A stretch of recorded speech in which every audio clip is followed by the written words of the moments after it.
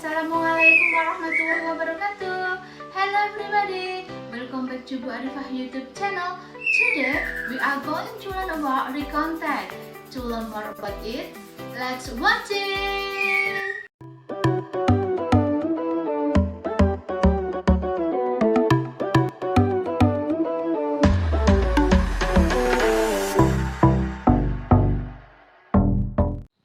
What is recontact? Apa itu text recount? Recontact is that that retells a story, an experience, or an event that happened in the past. Jadi, text recount adalah teks yang menceritakan suatu pengalaman atau peristiwa yang terjadi di masa lampau atau sejarah ya. Nah, untuk mengetahui lebih jelas apa itu text recount, kita bahas pada slide-slide berikutnya ya. Oke, berikutnya akan kita bahas tentang macam-macam recontact. There are three types of recontact. The first is biography text, yaitu teks yang menceritakan tentang perjalanan hidup seseorang atau tokoh ya, bisa tokoh pahlawan, contohnya Jenderal Sudirman atau Bung Tomo. Tokoh di dunia ilmu dan teknologi, misalnya Alexander Graham Bell atau Einstein. Nah, tokoh di olahraga, misalnya Maradona atau Andreas Lionel Messi. Okay. The second is historical atau cerita sejarah. Nah, ini peristiwa sejarah ya. Contohnya bisa Bandung Lautan Api atau mungkin bisa pertempuran 10 November di Surabaya. Oke, berikutnya experience. Experience ini pengalaman ya.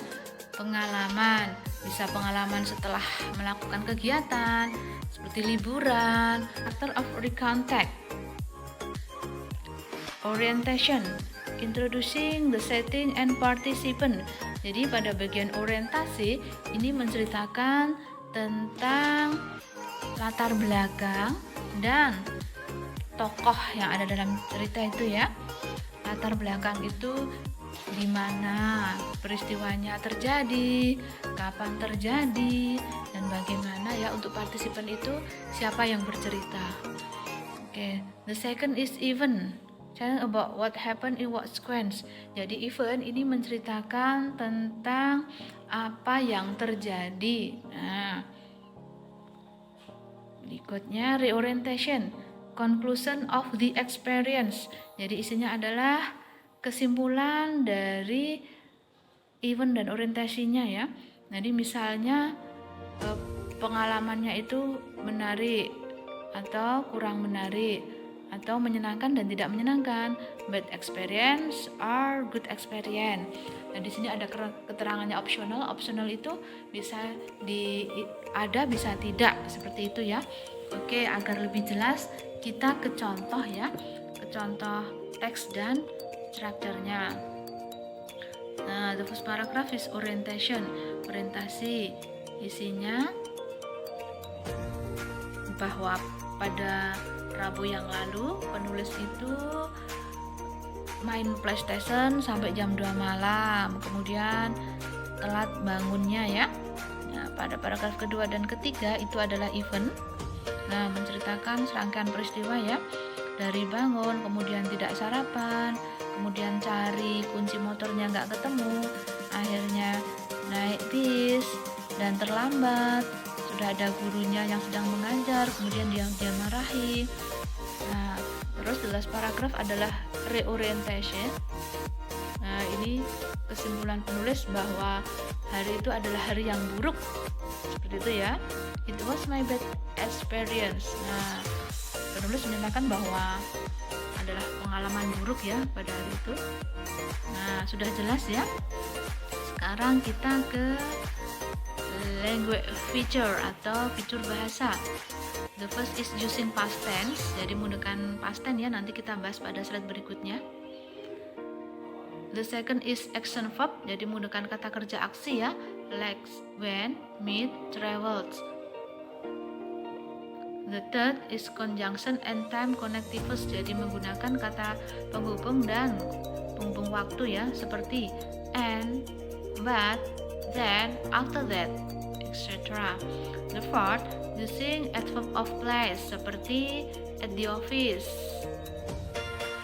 adverb of time yesterday, and adverb of manner seperti quickly. Oke, sudah jelas ya. Sekarang kita bahas tentang past tense. Nah, ini untuk polanya ya. Subject plus verb to plus object plus complement. Nah, pada verb to itu kan ada dua ya. Ada regular verb atau kata kerja beraturan, di mana di akhir kata base verb-nya itu nanti ada tambahannya ed. For example, untuk contoh kedua dan ketiga itu ya, they studied English last night. Nah, studied itu kan dari kata study. Karena dia termasuk kata kerja reguler, maka tambah ed ya, study jadi studied. Played jadi dari play jadi played. He played football 2 days ago. Nah, untuk yang irregular, contohnya I drove car yesterday. Drove itu kan dari kata drive. Base verbnya drive, kemudian karena dia termasuk irregular verb atau kata kerja tidak beraturan, maka drive jadi drove. Anak-anak bisa lihat regular atau irregular verb itu pada kamus ada ya, silahkan nanti dicari di sana. Oke, sudah paham ya? Kalau sudah, kita ke contoh ya, contoh pengalaman pribadinya Bu Arifah. Nanti yang diucapin Bu Arifah langsung tertulis ya. My holiday in Yogyakarta. Last holiday, my family and I went to Yogyakarta.